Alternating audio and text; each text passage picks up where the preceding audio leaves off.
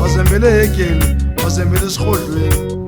Ayikhona hayi thwileke uma kudula batsho ngingakhulumi ngingavezi ngenza ngathi angibona hayi ngifuna ukuzibamba. Ayikhona azazi inhlanhlizi, ayikhona sidinwe nginjani.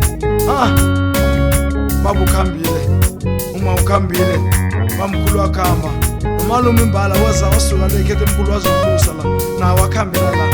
Ayikhona siceda hayi profit kakhulu sikhatha bwana sifikile silale nebusuku buta ngempera zingaya kusempedeni bakabona ipere gijima empedeni. Ayikhona khona makutuvu uqalile sazilungisa.